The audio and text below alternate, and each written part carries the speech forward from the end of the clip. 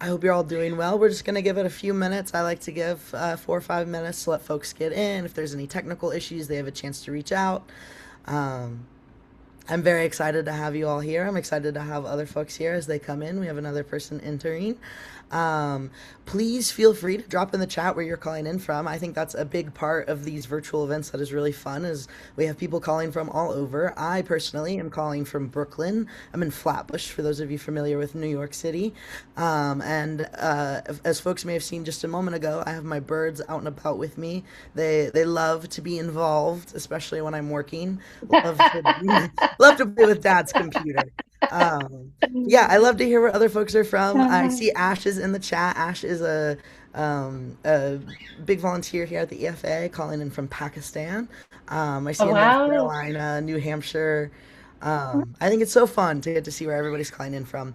I'm originally from Kansas. If we have any Wow. Midwest folks in here, would love to say hi. Middle Village, Queens. Oh, nice. Okay. E, you are biased, E. Um, but as you guys saw, I'm gonna drop in the chat our sign up sheet today. So if you haven't already signed up to read and you want to, Okay. you are totally able to do that, but it's also not required. You're allowed to just listen today. How are Um, you doing? that sheet will also kind of show you what our itinerary is for the day. Um, this is an opportunity to read and share your own work, hear other people's work be shared, and then possibly meet some folks to connect with. Um, I see someone is calling in from Washington Heights. That I have a friend who lives up in Washington Heights. It's a lovely little area. Um, you want to sign up. So I just shared that link in chat. That Google Doc link is going to be where you can sign up to read. If you're not signed up already, please feel free to do so. Um, I'm also happy to give up my spot to someone if they would like to read, but no one wants to sign up first. So I put my name on I there to make do. sure we got folks signing up. Yes, I do have you going first, Jane, and I'm so excited to have you The start us link. off. There is the link to sign up. I dropped it in the chat, but I will drop it in the chat again. There it is. Hi, Okay. Dana. Yes, it's For folks who maybe just joined, we're just giving it till about 5:35 before we really get started, letting folks drop in. In the meantime, please use the chat to let us know where you're dropping in from, what kind of stuff you like to work on or write, and how your day's been today. I was sharing about my cockatiels who are flying around. They love to supervise while I'm working. But they also love to do what I call chicken time, which is what we're doing right now, which is where we go around on the floor and act like Dad doesn't feed us, and we scavenge Mm. for food. Uh, It's like having a cat. yes, I love to That's say that they're cats with wings. yeah. But they act like puppies when you don't want them to. I'm so excited to be collaborating with Pink Trees Press today, Mhm. which Linda has shared a link to their website in the chat. I really encourage you to check them out. You're going to get to hear from some of their authors later today. Um, Hi, Dana. Signing up to read. Oh, someone else from Brooklyn. Yay. Hello. I also am a Brooklynite. Um, this is so exciting. I'm gonna give it just another more minute for folks to come in, but we've definitely got a good group to start. Well, will you guys manage muting and unmuting us when people are reading or not reading? I can mute you if I need to. If you're able to mute yourself while other folks are reading, that would be great. Right. And then unmute when it's your turn. Feel free. We'll also have like a minute of transition between readings. So if you want to give someone a compliment, feel free to do that in the chat. Feel free to unmute real quick. And then we'll also have more opportunities to talk to each other as I have a little intermission networking opportunity scheduled in the middle of our event. I see someone saying they're calling in from New Jersey. That's not too far from me, just across the way. I'm on my phone and really can't text any messages that I can see easily, but I'm from St. Mark's Place in the East Village of New York.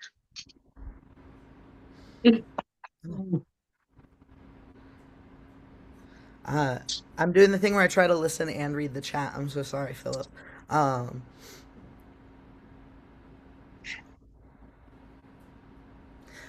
oh, it is 5:35, so I'm gonna go ahead. and get started. We are here at the EFA. We are so excited to host our second open mic night for Poetry Month. Although you'll see we didn't limit it to just poetry. If you wanted to share some fiction or nonfiction, I want to start off just by laying some ground rules. I ask that we keep things PG-13 or below. I reserve the right to stop anyone sharing inappropriate or upsetting materials. But otherwise, most our featured speakers from Pink Trees Press have 5 minutes to read. They'll be sharing from some of their published work, and I'm very excited for them to get to share that with us. And then we also have sign-up spots from the EFA folks, who will have 4 minutes to share with us. Again, feel free to share poetry, nonfiction, fiction. We even have academic folks here at the EFA. Perhaps you wrote an article recently you're really proud of. But we're all here excited to celebrate each other, give each other encouragement. Please feel free to use the chat to let folks know what you're thinking about their work. Please feel free to use that react emoji. But do try to keep yourself muted when it's other folks' turns to talk. And then unmute yourself, of course, when it's your turn to read. Like I said, we are doing this in collaboration with Pink Trees Press, which I'm so excited about, and I would love to give Linda an opportunity to talk a little bit about Pink Trees. Linda, would you like to do that? Sure. Thank you, Oliver, and thank you to the Editorial Freelancers Association for having Pink Trees Press here today. We're very excited. We're based in New York City. Currently, we're publishing a lot of poetry and memoir. We have one anthology. We're currently working on our 10th and 11th books. And we started mainstream in 2020.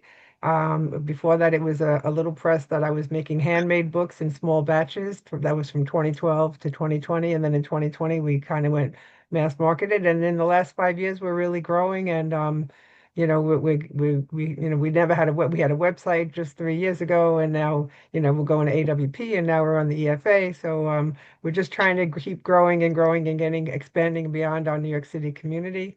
You'll hear the work from the poets today. I wanted to announce that our forthcoming book, the newest book, is going to be C.O. Moed's book of poetry, and it's called Can't Climb a Mountain in a Ball Gown, and that's going to be coming out in fall of 2026. And it's really exciting. And a lot of our artwork is done by Linda Wilkin. She's our resident artist, and she'll be doing Claire's cover and some of the covers that you'll see today that people, if they show their books, like this one here is Appear to Dance. That's artwork by Linda Wilkin, and we're really thrilled to have her. And we just trying to spread some good news in the world and make the world a better place, one writer at a time. We're getting voices heard, and we're really thrilled to be here. So thanks. Yeah, we're so excited to have you. I love being able to connect the EFA with more folks. I'm very passionate about what a great resource the EFA is as a community, not just a place where we post rates on our EFA rates chart or a place to find an editor. We like to keep people connected. So yeah, I think without much further ado, I would love to get us started with our readers. I'm so excited to hear from folks. Our first reader is Jane LaCroix. I have here that Jane is the author of Spellbook of Ordinary Mistakes, which I find to be such a fun title.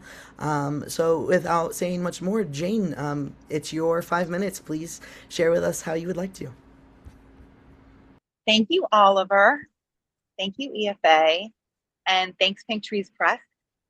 Unfortunately, I'm not going to be able to stay for the whole reading because I'm doing a special poetry ritual for Medusa tonight on the Lower East Side at 8:30 at the Blue Moon Hotel. That's going to smash the patriarchy and get this administration to prioritize children, women, trans people, the earth, and thank you for imagining a better world. All of you poets out there, because that's what we do. We make the world. I'm going to read one poem, and it's called Sexier Than God. It's a letter, an epistolary poem. Dear God, the devil is sexier than you. The devil looks so hot in pictures and movies. I want to make out with King of the Bad Boys, my flame, smile lascivious.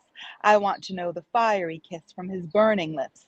He's all red and black, pointy horns, huge cock, ravenous. He's ripped, muscular, tight. every cell trembling with the agitation of life. Dear God, the devil is hungrier than you. I want to eat with someone hungry, for that is when food tastes best. I want to devour the apple, play with the snake, and climb in the tree. I want to count bones with my eyes, then my fingers, then tongue. Everything is doomed. Dear God, the devil is lonelier than you. In the name of God, you get the credit, even when men paint with the devil's own palette. The devil's signature acts justified by you. He's just a supporting role in your world domination blockbuster, monotheism, that hijacked human culture, misogyny grandfathered in, tax-exempt status, the eternal recurrence of the same events. Thus spoke Zarathustra.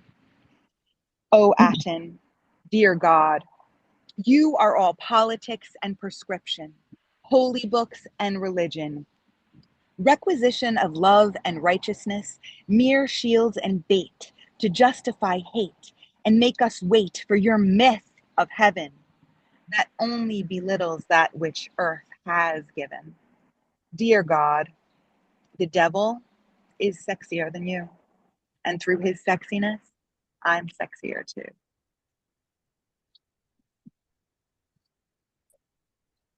All of you. Come on, you guys. Hey, thank you so much for sharing, Jane. That Thank was lovely. you. Thank Um, you. We're so happy to have you here. Yay. I am so excited. Our next reader is Philip. I'm so sorry, I don't know how to say your last name. Philip, I'll let you introduce yourself because you probably do know how to say your name. Philip Giambri. I'm going to Giambri. be Giambri. I'm going to be opening with a few little pieces from my memoir, Fig Trees Fresh book. This is called Our Street, Our House. On Kamak Street in the 1940s, gas street lamps are lit at dusk by city lamplighters who carry wooden ladders on their rounds, lighting each lamp on their route. City street sweepers clean our street with large brooms, followed by metal trash cans mounted on wheels and pushed by men who shovel into the cans manure, garbage, and trash left by service horses, wagons, merchants, hucksters, and careless neighbors. In South Philadelphia, Kamak Street between 12th and 13th is very narrow with tiny row houses. Most have 2 or 3 front steps made of white marble. Every Saturday morning, the ladies of Kamak Street clean their marble front steps with scrubbing brushes and Ajax powdered cleanser. It's a Philadelphia tradition that still exists. Autumn, Dago red and scooters. In autumn, there are no falling leaves on Kamak Street. There are no trees. The sidewalks and curbs are lined and stacked high with cases of crushed grapes, the remnants of extensive home winemaking. My family buys homemade wine for our dinners from our neighbors for 25 cents a gallon. They also provide the wine for masses at St. Nicholas Church free of charge. Our pastor, Father Fabrizi, loves Kamak Street wine and enjoys lots of it before, during, and after masses. More important to me, fall is also scooter season in South Philly. Each boy makes his own. I decorate mine with soda bottle caps nailed all over the front and sides. It's a pretty snazzy ride. The fall air on Kamak Street may lack the crisp smell of fallen leaves, but it's filled with the bittersweet aroma of fermented grapes and the whoosh, whoosh, whooshing of boys on scooters. This vignette's called The House on Mifflin. Our neighborhood is almost exclusively Sicilian. My father's parents live on the corner of Kamak and Mifflin Streets and own a grocery store. My grandfather works in the store for 50 years, never bothers to learn much English because everyone speaks Sicilian here. My grandmother, on the other hand, speaks English fluently with barely a trace of an accent. Grandmom and Grandpop live in back of and above the store. Behind the store is a small parlor with a staircase to the second floor. Past the parlor is a large kitchen. Outside the kitchen is a yard and a summer kitchen. I love to bathe here because there's always hot water, not like our house. Sometimes I get to watch Grandpop shave in the morning. He swooshes his shaving brush around in the shaving soap mug, lathers up his face. He opens his straight razor, strokes it back and forth on a strop that hangs next to the mirror. He slowly pulls the razor across his face as he shaves. It makes a scratching sound as it cuts away at his beard. He frequently dips the razor in hot water to clean off suds and hair. I'm mesmerized watching him shave. I want to grow up and have a beard so I can put suds on my face and shave like Grandpa. Next is a few poems from my pandemic poetry book. Dreamers. How did we get to this place? We were a nation of dreamers, a nation of idealists, of accomplishment, a nation that valued rule of law. But we were also a nation that dreams only white dreams, a nation based on consumerism, not need, a nation based on capitalism, not charity, a nation that values the rule of law, but only if you're white. We are not the United States I dreamed, but maybe we could be a dream more fair if we start again and try a different dream. And this is my last, this is called Pandemic Poem. I was a story, now I'm a poem. Life's too short for adjectives and adverbs. Just stick into round nouns and verbs now. Try to keep it real. Thank you.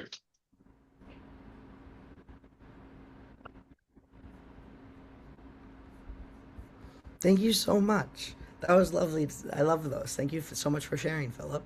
Well, I see you got some comments in the chat as well. And that means up next, hi Chiku. I guess she has something to say. Oh, Next I'm is up Chiku. next. That's right. Okay, there we go. Thank you, whoever Nope, found it's that. Chiku. It's not you. I'm sorry, you've been replaced. Oh, Chiku's reading. I see. It would help if she could speak English. I was going to share two poems, so I will just jump right into it. How naive to think there would be no difference between the layers, my spiritual armor peeling back, my breastplate the first to clatter to the floor. How could such as these ever be righteous? When the devil comes to you, know that he will be dressed in all that you admire, and he will always be a man of God. But wasn't even Samael once God's favorite?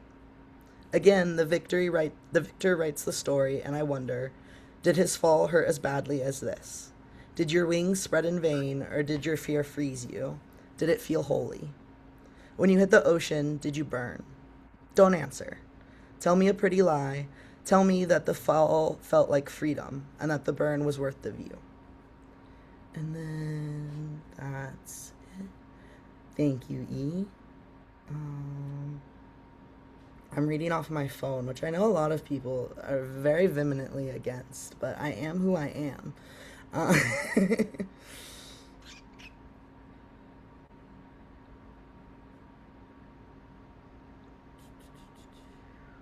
Yeah, I have a lot of biblical themes in my writing, religious trauma. Woo, love it. Um, yeah, this poem is actually titled "If I Was God." So, I often look at my hands and wonder what it would be like to be God. Perhaps I'd be a better God. Probably not. I've been to a mental hospital once when I was young. I often find myself laying in bed, unsure of how I could ever tear myself away. Maybe, if I was God, I wouldn't force you to capitalize my name. I wouldn't force you to do anything. My gift would be proper free will, like a gun to the head with an empty chamber, the bullets now stains on a page that resemble musical notes. And the players would be the ones formerly with hands around our throats. I would lay to rest with you, my ashes to yours, and if our lips touched, the oncoming storm would be heavenly. If I was God, I would put supernovas on repeat and rewind the ocean waves at night to help my lover fall asleep. I would be a selfish God, peeking in at smiles and watching you live over and over again. Yay! And I did it. I haven't shared poetry in forever, so that was nice. Let me see who is up next. Oh, yay, we have Linda Kleinbub. You are up next. We would love to hear from you. All right. Again, I want to thank Oliver and the EFA for having Pink Trees Press here today. I'm going to be reading from my book, Up Here to Dance, artwork by Linda Wolkin, and it is a book of pandemic poetry. The first poem is called Sitting on the Bleachers. Wind blows through me, pulls my hair to cover my eyes. Left of me, roller skating boys smack hockey sticks. Bikers fly by. Baseball field before me, empty field, a quiet sound. The pitcher's mound is worn to the ground. Wind continues to play with my hair. Wind blows through me. Overhead, peach tree leaves shush with wind. Who's wiser? Peach tree next to me will probably live longer. Knows how to survive. Swaying in the sunshine, relaxes deep down into its roots, holds firmly to the earth, allows itself to be fed by the grace of rain. Peach tree, teach me how to live. Keep me planted, swaying in the sunshine. Wind blows through me. I listen, planted, grow. This one is called The Artist's Birthday, and it is for Linda Wolkin. Division Street, Chinatown. Picnic umbrellas provide shade for a circle of friends. Clinking glasses for the birthday girl. Outdoor diners wearing masks, shifting folding chairs to avoid the sun. A thunderstorm rolls in. Blasting wind, driving rain sideways, claps of thunder, bright lightning, scuttling party guests venture into the bar-turned-general store. The barkeep ushers the group to the stay-dry back room against all social distancing rules. They gather together, sing birthday songs, eat caramel cake while keeping a few feet apart, wearing a mask except for sipping and eating. The drinks flowed. Alcohol was sure to kill the germs. Friends gathering for the first time in 4 months, trying to act normal, celebrating a birthday in quarantine. And this is called Fairy Tale Princess. COVID crisis sends my friend to the hospital. A phone call in distress. They want to put her on a respirator. My symptoms, lingering fatigue, needing afternoon naps, congestion, loss of taste and smell. March begins today, approaching 1 year of solitary confinement. Rapunzel locked away in my tower, peering out the upstairs window. I see you in the yard below. My tower is built of infectious disease. Trapped, I dare not let my hair down. Please know that I miss you, isolated in my loneliness, petals in the wind. This is called Constellations Appear to Dance, and it's where I got the title of the book from. 1 month living with COVID, am I healed? Prescription bottles are empty, follow-up next week. Clear head, lungs, hopefully, too. Smoke lifts like clouds, rising into the starry midnight blue sky. Half moon floating in outer space. Constellations appear to dance. My nose is cold. I'll bathe in warm lavender, crawl in bed beside you, wrap my body around you, our universe. Nice. And my last poem is called Dance, Green, Breathe. And it has a little quote. I am the Lorax, I speak for the trees, from Dr. Seuss. I'm still learning. I seek wisdom from trees. I climb to the top shady corner of the Little League bleachers. I am leaf level. Hide away in the park. Breeze reminds me of other things. FaceTime friends' plans begin to emerge. Good to see you in person again, even on a tiny screen. We're still in isolation.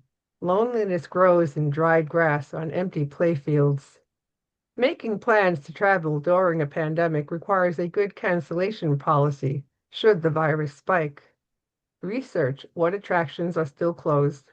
There's always the waterfront, open-air distractions of a park, trying to break the humdrum dailies. I climb to the top of the Little League bleachers to be oak leaf level, silent in their story whispering secrets of longevity. Stay planted, rooted in your space. Don't try to stop the wind. Let your body sway. Dance, green, breathe. Thanks, everyone.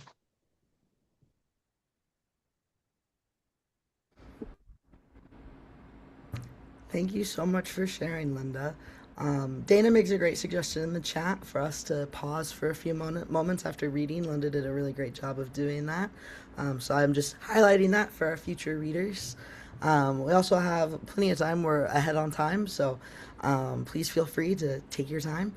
Our next reader is Ron Combe, also from Pink Trees Press. So Ron, please introduce yourself and read away. Hi, is my volume okay? Yes. Oh, great. Okay. I am so grateful to Linda for publishing this book. I did 50 years in New York City bookstores, and I've never read the poem that started it off, that got me it's the story of getting the first job. It's called Hell's Kitchen, for Fred Bess, the owner of the Strand bookstore who gave me a job when I desperately needed one. After the war in Vietnam wound down and my stint doing alternative service came to an end, I had to stop and take stock of my situation. I could return to Pennsylvania and get a job in a factory dealing with chemicals that mess with your body, but I'd done that before. I signed up for Appalachia, and it sure wasn't much fun back then, so I decided not to go that route again. Also, I was starting to think of myself as a writer, and to pursue that career, I figured I'd have to move to New York City because I'd heard that's where the action was. My pickup truck had thousands of miles on it and wasn't going to last much longer, but I knew I could use it for one more mission. I loaded it up with the many boxes of books I bought during my travels across the country and a bag of clothes and headed north. I drove to Port Authority, parked, and went outside to look for a newspaper. I found a copy of the Village Voice and took it back to the truck where I checked out the apartment listings. I found several, but the one that interested me the most was a studio on 46th Street between 8th and 9th Avenues for $160 a month. I circled the phone number and called it from a payphone. I managed to get an immediate appointment to check the joint out. I liked what I saw, plus I could afford it, having saved some money from my year of service. I signed a 2-year lease and gave the landlord a check. I went back to the parking lot, got my vehicle, drove to the street in front of my new place, and carried my stuff inside. I woke up the next morning after a fitful night's sleep on the bare floor and started looking for a job, but nothing went my way.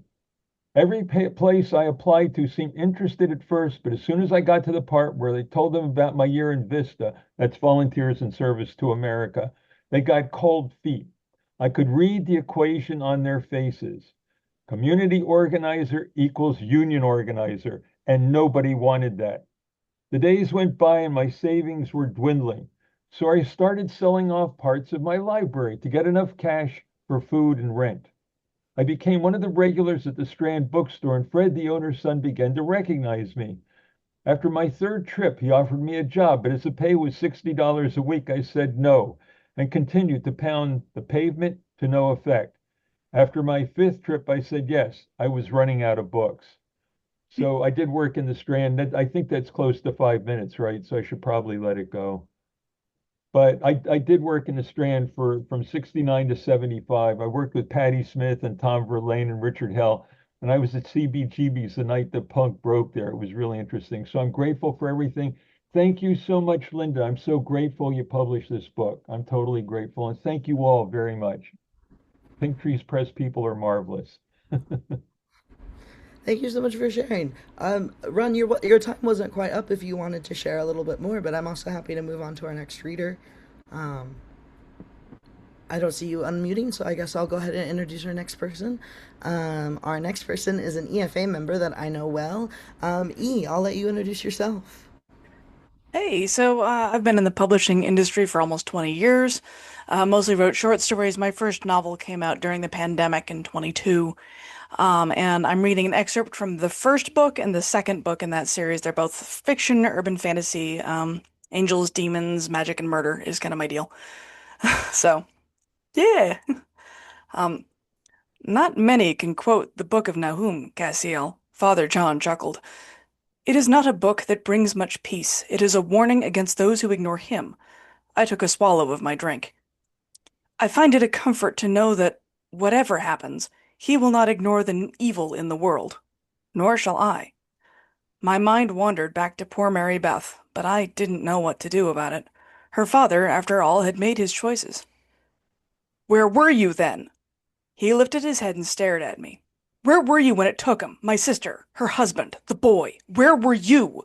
He enunciated the words like stones and cast them at me. I reeled back like he'd struck me. Father, what good are angels if they stand by while demons slaughter the innocent? He slapped his hand on the table, and beer sloshed over the rim of his glass. My brows furrowed. I had no answers for him, and my hurt must have shown on my face, because Father John looked away shortly thereafter, his eyes wet and breath shaking. Silence hung thick and heavy between us for a long time, and I tried to come up with the words to say to him. I hadn't been there because I had been at my post guarding one of the gates of heaven, but his anger wasn't unjustified. And beyond that anger, the pain he felt, and the fear, spoke more to me than the angry words he'd spat. They cut deeper. What good are angels? That is from Fallen, the first in the series. The second one is far less stressful. While I was poking around in the refrigerator to collect the cold cuts, mayonnaise, and hunting for the mustard for my sandwich, a voice made me jump so suddenly that I bashed my head off the door. Angel, tell me, is this the only mustard you have? This is deplorable. I spun around, rubbing the back of my head to see Asaku sitting on one of the preparation tables with a sandwich, the mustard I'd been looking for on the table next to him. He wore yet another different suit from the last one I'd seen, but it still retained the black and red motif. His handsome face was screwed up in displeasure, and he scowled at the sandwich in his hands as though it had personally offended him. Dust made that face once when I'd mixed up cumin and cinnamon in the spice cupboard once, and he'd ended up making a batch of chili with it. There are other kinds of mustard? I asked, dumbfounded. His presence confused me, but the mustard situation struck me as too ridiculous for the rest of the questions I could have, and should have, been asking to come to the forefront of my mind. Oh, you poor, neglected, sheltered being. He shook his head and took another bite of his sandwich. If it is so awful, why are you still eating it? I asked, trying to ignore him and assembling my own lunch on another table. I could do without the mustard. Gluttony. Thank you. And since we're sharing covers, these are the two covers of my books. You can find them anywhere you buy books. They're on Amazon, wherever else. Thank you, Lay. Thank you so much for reading, E. That was lovely. And everybody feel free to drop links to your books in the chat. This is a place for self-promotion. It is safe to do so. Please do so. But without any further ado, I'll go ahead and introduce our next speaker from Pink Trees Press, who is Pauline Finlay. So Pauline, would you like to introduce yourself and read? Hi. Thank you so much, Oliver and EFA, Pink Trees Press, for having me. This is my book, Dysfunction, A Play of Words in the Familiar. I'm going to read two poems. One is called D'Artagnan, and the other one, Love Letter. Sweet D'Artagnan, love me until the day of Armageddon, beyond ripened honeysuckles and dust granules, beyond enmity and equanimity, beyond pestilence and desolation. Insulate my heart with the arched branches of a weeping willow, concaved and concealed in the bosom of her trunk. Let us be the supernovas of the Milky Way, spiraling into our own sphere, creating a luminescence, equivocal, evolution, inexplicable to matter, equations, or theories. Remind me of love when all is nocturnal awakens. Sieve my insecurities and sacred thoughts. Make me whole to the fullness of the harvest moon. Stand before God, avowing your love for me. Sit in the nape of a cardinal and croon into his ear an anthem of splendor. Take the adaptation of my lyrics and make it what you'll live by. Open me to the moisture of rivers that run beyond mountains and vapored air as you embrace all that is yours. Love me as the sun sets and night cries her arrival song until the day of Armageddon when we will be no more. The next poem is called Love Letter. It's my love letter to America. I keep trying to put the poem down, and because of the state of the affairs of where we're in, I have to keep picking it back up because it keeps becoming relevant. Thank you, society. Okay. Mythical, picturesque, disillusioned dreams of America. My back on which you mounted, stroking me with judicial, melodramatic balladry of hypocrisy. In God we trust, in greed we seek. 20th century modern day slavery, a country whose greatest landmarks, monuments, and businesses were crafted by the bludgeoned hands of minorities. Now we turn on our televisions only to hear exquisite babble of debauched commentary and flagrant speeches from our most powerful political figures. Reneged promises and shattered dreams. I trusted you. With an unwavering stare, you placed one hand on the Bible and the other in the air, and took an oath to uphold the laws of God and land, seducing us to believe in a land of opportunity where all men are created equal. Galvanized by what you stood for, my quest began when I abandoned my birthplace, who treated me like a whore and tossed me out into the night after being used for its pleasures. Some of us were yanked into the country forcibly, others willingly. Many stowed away in the backs of trucks, ships swam across vast oceans as others died inside car trunks. I ran to you, only to find out that I am still an unwanted whore. It's funny what one will do when freedom is supposed to ring. Patriotic songs, white picket fences, land of the free, home of the brave. Take me out to the ball game, peanuts and popcorn. Oh, say, can you see? All bullshit of what the American dream is supposed to represent. But you continue to sodomize us by sadists who reap wealth and power. Come election season, you again have the audacity to ask me to lay on my back and spread my legs as you fill my void with liquid prose or poetry, hoping that the euphoric state of seduction will recede my eyes to the back of my head, releasing a climactic scream of ecstasy to see iridescent colors of rainbows painted on raw canvases. Here's the problem, my love. Even a whore knows when to get out of the game. We are not typographical errors that you can conveniently obliterate and delete from history's text. We are willing to work for that from which you stole in order to build your great nation, albeit for me to notice the nefarious narcissist jargon spewed. Ghostly sounds of bells ringing from merchant ships selling live cargo still haunt the bay. Segregated cruelty of a nation's rapture rocked this universe. Darkened shades of red, white, and blue are continually revealing injustices and oppressions. It's all here to scourge the throats of those who spat on our civil liberties. From this chalice, you will drink the antidote of truth. We are the products of your fortunes, industries, and infrastructures. Your sketchy foundations are cracking the walls of your magnificent towers. You can eradicate this problem by not asking us to leave, but band together to build a broken nation by crying redemption for all races.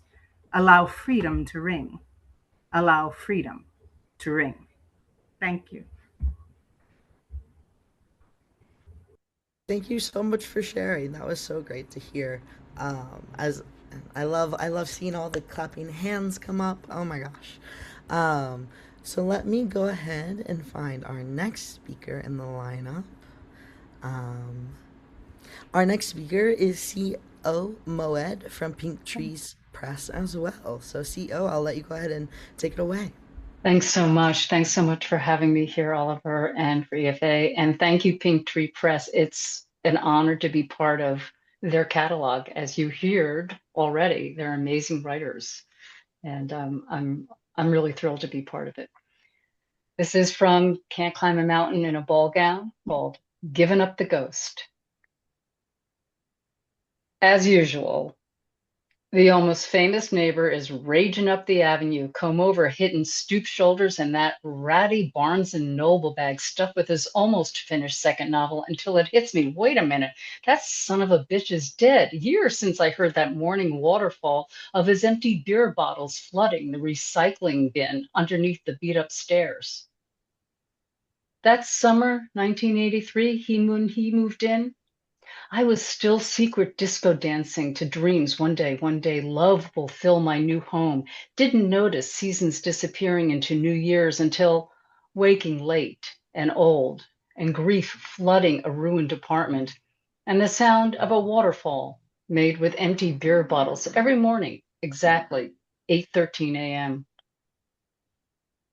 Out of nowhere, like a documentary about Switzerland or some place with frozen mountains melting into gushing springs. Dinner with someone also late and old, a fancy Peruvian chicken, good wine. And I catch myself in the bathroom mirror grinning. So I marry him. Awful funeral, I tell the new husband. Everybody remembering the neighbor's great promise, how his one and only novel made the New York Times, black and white back then. All I remember is how morning sounded like waterfalls of breaking glass. No need to make it poetic. Success is not always a wonderful thing, the new husband says, not looking up from new words pouring onto a blank page. He was a miserable son of a bitch, I point out. No poem in that, drinking his money. Even after he got a review in the Times, look, I'll settle for a good meal out every once in a while. Success is not always a wonderful thing, the new husband mutters, flooding despair with defiance.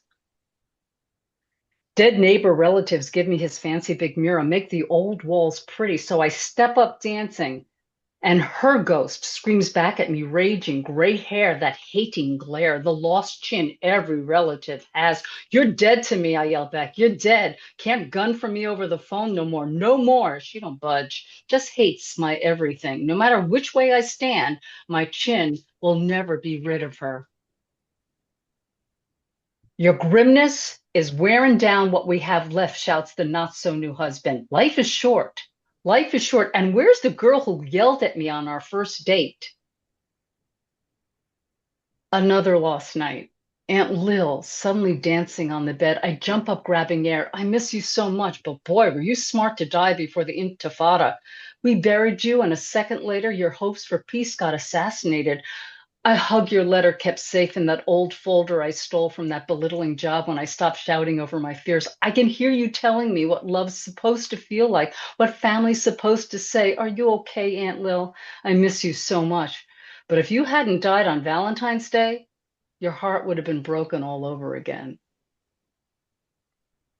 Seasons keep disappearing into New Year's until, too old for much else, I accidentally throw out the last of my fears, scatter out of reach. Hope burst into flooding, repaired walls with dreams come true.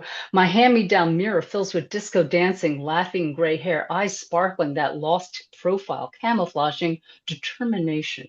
Life is short. Life is short, I tell the now old husband. And sometimes success is a delicious meal under a new waterfall. Thanks so much for having me here.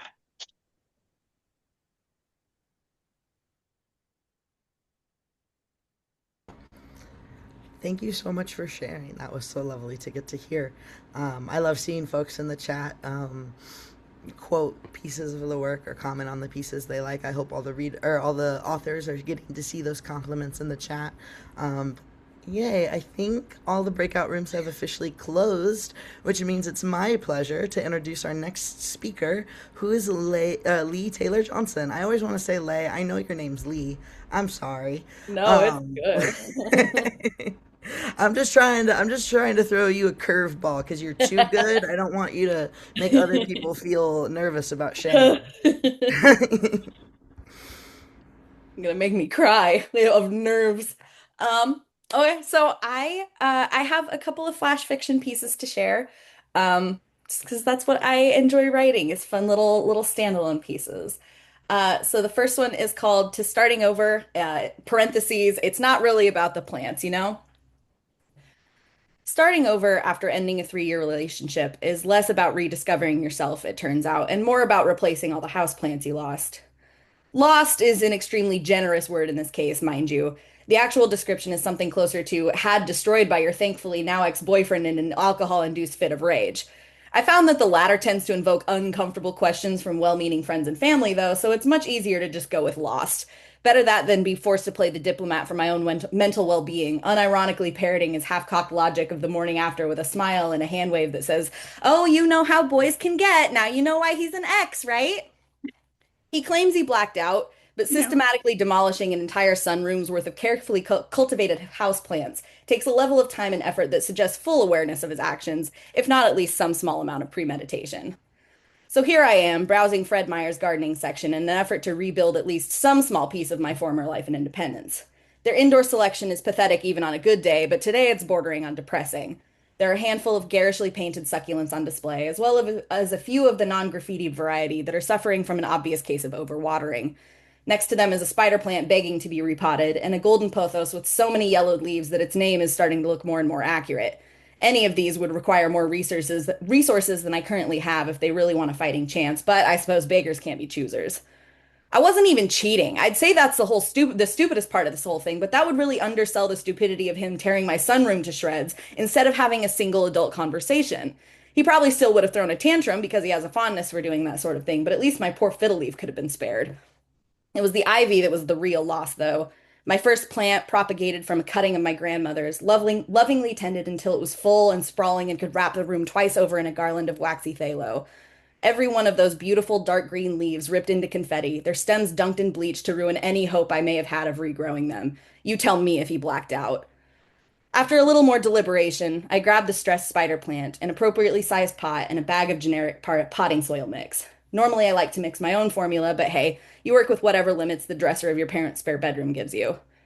Getting into houseplants? The cashier asks pleasantly as he rings me up, and I briefly debate the pros and cons of telling him the truth and dealing with the awkward sympathy that follows. Something like that, I say with as sincere a smile as I can muster. When I get out of the car, or to the car, I set the plant and its supplies in the trunk next to the last few boxes I haven't yet moved into my parents' house. Closing the door of my hatchback doesn't feel like the kind of closure I was hoping for, but at least it's something. Here's to starting over. Okay.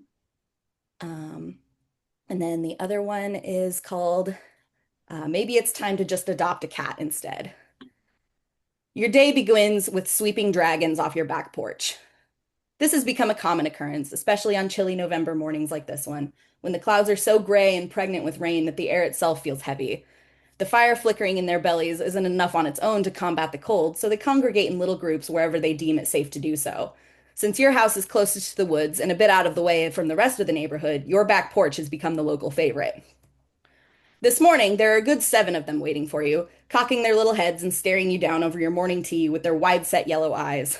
They've turned a dull bluish green for the winter. When they first started showing up back in early August, back when you were still startled and delighted at the appearance of wild dragons on your doorstep, they had their golden summer plumage on display. You'd sent about 40 pictures to your mom those first couple of days, marveling at how close they were willing to get, even with you standing just on the other side of the sliding glass door. "There's so much nature here," you'd texted, awestruck. "I don't know how you ever moved, LMAO." "It wears off eventually," your mom had said. "I'm glad you're enjoying yourself, though." You hate that, the way she can just burst your bubble without even trying. You hadn't called her since your first night in the house, when you could tell without even seeing her face that she was only half listening to your recount of the drive in the first few hours of unpacking, tuning in just long enough to remind you that the air conditioning doesn't work or that the shutters would need to be repaired. Some chore or obligation to deflate your excitement that little bit more. You've only texted her since then, but sometimes you can still read the dismissal in her responses. Part of you has to admit she was right, though. The dragons have definitely lost some of their novelty over the past few months. Maybe it had started when they trampled your freshly weeded flower beds, or maybe you're just getting tired of all the sulfur-flecked caterpillar-shaped poops they keep leaving scattered across your front porch every morning. It's mostly your fault, really. You should have anticipated that you'd end up attracting dragons when you started leaving little bowls of kibble outside. But you'd been so excited at the prospect of bonding with a familiar from the local stray colony that you hadn't really thought things through that far. The forums all say that planting catnip is far more effective if you're going the native familiar route, but you won't be able to refresh your beds until mid-spring, excuse me. Until then, you just have to stick with it and hope for the best. You finished your tea, which means it's time for the lawn lizard reckoning. They watch you stupidly from the other side of the door as you retrieve the broom from the pantry, barely moving even when you open the door and step out onto the porch. You're not sure if it's stubbornness or pure dipshittery that roots them in place, if they're challenging your resolution to shoo them out of your yard, or they simply can't draw the connection between you, the person who puts out kitty food in a novelty ceramic dish painted to look like a sardine can, and you, the duck-booted fun ruiner that squawks at them to get away for not being kitties. That thought makes you feel a little bad, actually, so your first sweeps are somewhat half-hearted. The dragons hiss and arch their pseudo-scaly backs as you brandish the broom at them, tails flexing against their backs like upended storm glasses. They're stubborn about moving, so you swat one of their butts with the flat side of the bristles. That seemingly gets the message through, and they disperse with an almost pointed sluggishness, trundling down the steps into the garden or squeezing through the gaps in the railing to drop unceremoniously into the leaves below, grunting sullenly all the way. Your phone pings from your pocket as you savor this pointless and entirely temporary victory, and you pull it out to see a text from your mom. It's a picture of the weekly weather forecast, a crooked and grainy photo of her computer screen because she doesn't know how to take a screenshot on her phone. It's also for the town where you live, several states away. Looks like you'll be getting snow for the rest of the week, the text reads. Ready to move back yet? She's included the crying laughing emoji. Your mom's recently been incorporating emojis into her texts and apparently has learned this one just for you. She means well. She hated it here and doesn't want you to be miserable like she was. You sigh and close her message without answering, pulling up an Amazon and adding a 24-pound bag of outdoor dragon food to your cart. Right. With that out of the way, you can actually start your chores. Thank you. Thank you so much for sharing, Lee. I love the sprinkle of flash fiction into our amuse-bouche of poetry and memoir. Our next reader, I'm very excited to introduce, is Gina Wetstein. I think that's how you say your name. Please feel free to connect me as Wetstein. Hi. introduce yourself. Sorry. Thank you. Hello, I'm Gina Wetstein, calling in from Northern New Jersey. I'm thrilled to be here, and I want to thank Dana, who I work with as an editor, for inviting me. I would like to read a poem titled Spinning Starry Night. Disequilibrium, a disorienting diagnosis. Ears call for help navigating a cacophonous, vertiginous world with a head lost in space. Hyperacusis is hyperhearing. Bullhorns to the vestibulocochlear nerve in my inner ear. Every sound is painfully loud, louder, loudest. Farewell, fireworks. So long, stadium shows. Bye-bye, blow dryers. Hello, dizziness. Goodbye, driving. Ear doctor refers to a neurologist, who refers to a neuro-otologist, who says I need a vestibular therapist, perhaps an audiologist. Who can quiet the prismatic soundtrack of pulsonal tinnitus? Perhaps someone on Craigslist? My ear's senseless internal gyroscopic sensor incites a vertigo spell. I'm pulled into a kaleidoscope of magazine cover images, hovering around the horizonless aisle at Barnes & Noble. Spinning, falling sensations become more pronounced when looking up, especially at stars in the night sky. Ask Van Gogh. The starry night was described as resembling a hallucinatory vision, electrical impulses of fireworks in the brain. He didn't think it was worth the postage to Brother Theo. Swirling brushstrokes portray a turbulent sky in motion. Perhaps vertigo manifested on canvas? Swirling coronas around stars he described as lemony yellow. Perhaps a side effect of the foxglove plant? Its extract, prescribed for epilepsy, causes blurred vision with yellow halos around light sources. Poorly understood plights of episodic vertigo imbalance, photophobia, and auditory disturbance. His Meniere's disease, with symptoms of vestibular migraine, likely due to ototoxic lead paint and turpentine ingestion, misdiagnosed as epilepsy. Mine, Ramsay-Hunt syndrome, due to ototoxic side effects after a vaccine, misdiagnosed as Bell's palsy. His doctor noted vertige and assailed by auditory hallucinations. Mask it by making art. Mine said mask it with white noise, brown noise, pink noise. Treatment for hyperacusis, less noise. Treatment for tinnitus, more noise. Give me a prescription for purr noise.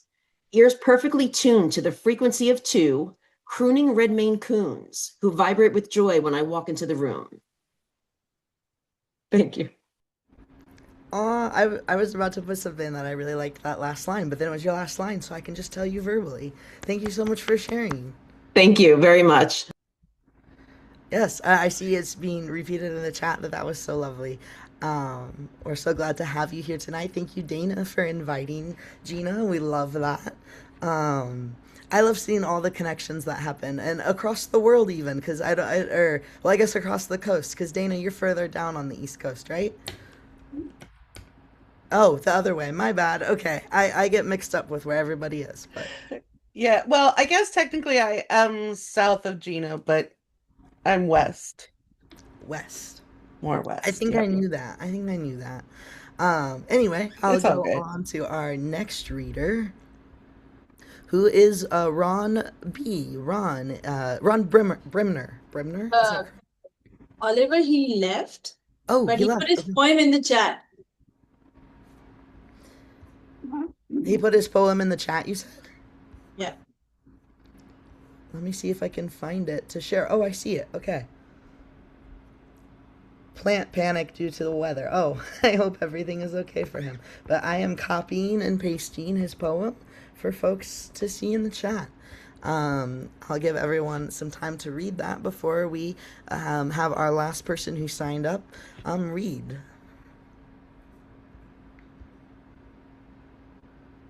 I could read it if you'd like, Ollie. Oh, I think that would be lovely, Dana. Why not? Thanks. Let me enlarge this. All right, so this is first published in Anti-Heroin Chic. Way back in 1979, Allen Ginsberg and I were both in the same issue of the Passaic Review. Having gotten 4 awards over the years in the Allen Ginsberg Awards, I'm honored to have this poem in the 100th anniversary anthology for his birth. Oh, that is so cool. And of course, my eyes guard has just told me it's time to wash my hands. So then massage your eyes. So I have to move this sideways. Roses in the closet. Like Ginsberg's Roses in the Closet, I will vacate the infinite, reside in this page of time. Like a latent choir boy, I will sing a faint, shrill caricature of your soul, wandering about this nowhere, envious of your final destination. Nice. I like that. Yeah. I love that. That's a cool poem. I'm so thankful for him to have shared that in the chat with us, even though he had to go save some plants, it sounds, from inclement weather. I hope the plants are safe. Yes, I agree. Well written. Well, not but last but certainly not least, if I can speak, we have Linda Lerner. Linda, are you still here, and would you like to share? Yes. I have to unmute. Yes, you're unmuted. Okay. Unmute. I don't know how to do that. All right. Unmute. How do I unmute it? You're unmuted. We can hear you. We can hear you. Oh, Yes. okay. You're great, Linda. Go for All it. right. Thank you. I'm terrible at this stuff. I have well, I've been recording all my poems because my voice isn't always that good to be heard. And I have this one recorded that I'd like to read. It's from my new book, which I'll hold up, and Wales by Accident. Can you hear me? Is my voice clear enough? We can hear you. You can hear me? Oh, Yeah. okay. So maybe I don't have to use the recording. I can't always tell. Anyway, this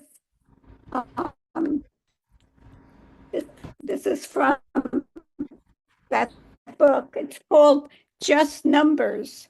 I've never been to Newfoundland, never saw a moose before reading of people crashing into them, riding down a road, when out of nowhere, there became here one day.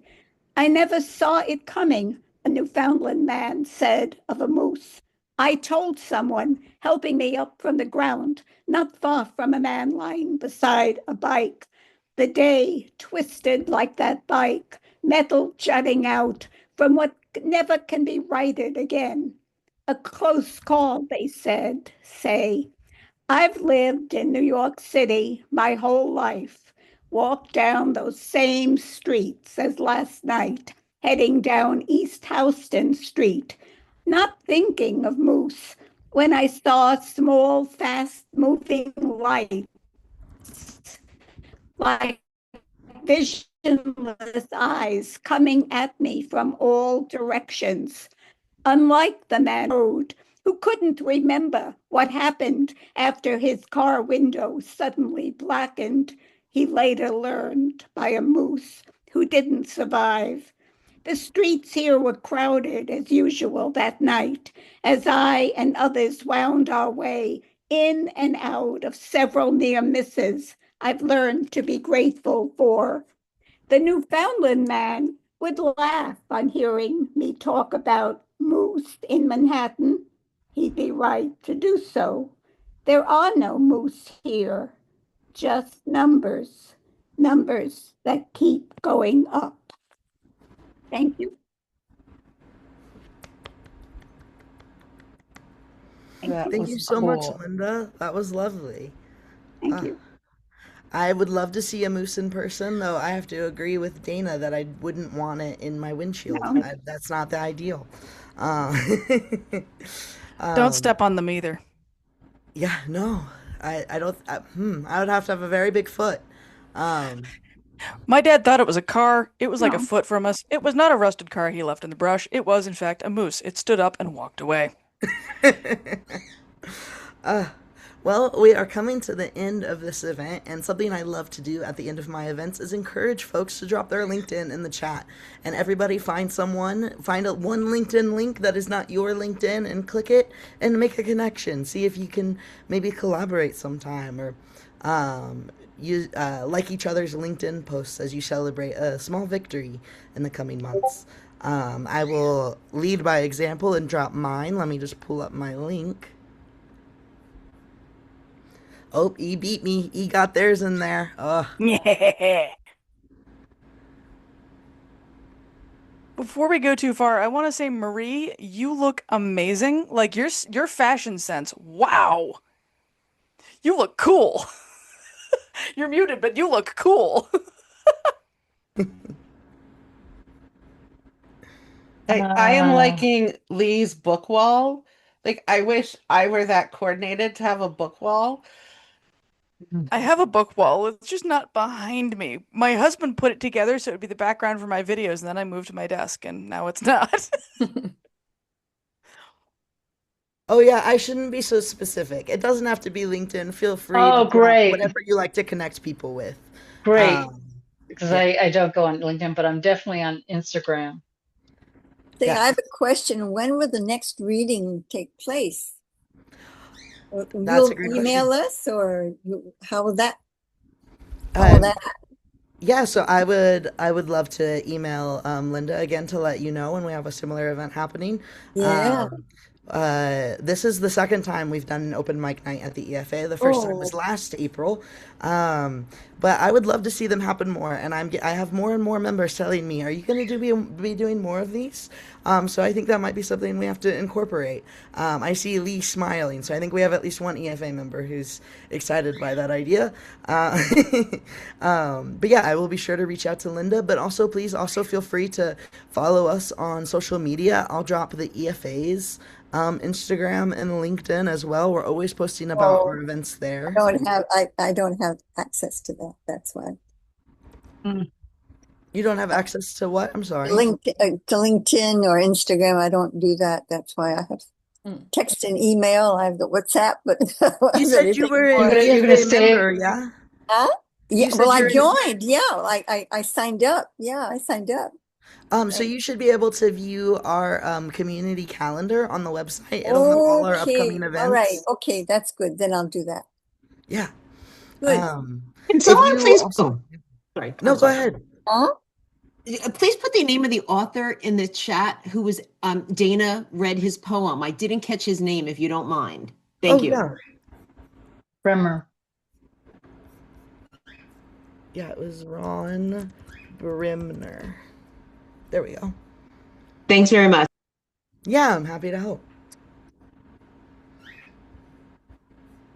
Well, thank you so much, Oliver, for helping Pink Trees Press get out in the world, because we're Yeah. based in New York City and we're really struggling to get distribution and to get our poets heard and writers heard around the country and around the world. So, any little bit helps. So we're really, really grateful to be here today. Yeah, we were so excited to get to collaborate with you, and it was really great to hear from all the authors. I look forward to hopefully collaborating more in the future.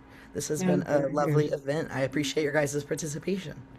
Thank And you. It's a really recording of wonderful. this will be Elena. uploaded to YouTube once I have that uploaded to our YouTube.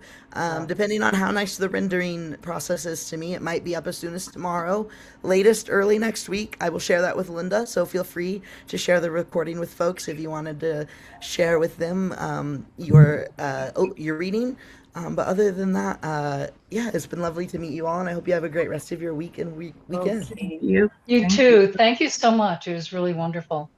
Thank you, Yeah. everyone. Thank I look you. forward to seeing you again. Thanks. Okay. Yeah. Great readings. Wonderful work. Yes. Thank you, guys. Bye. Thanks for everything. Nice to meet everyone.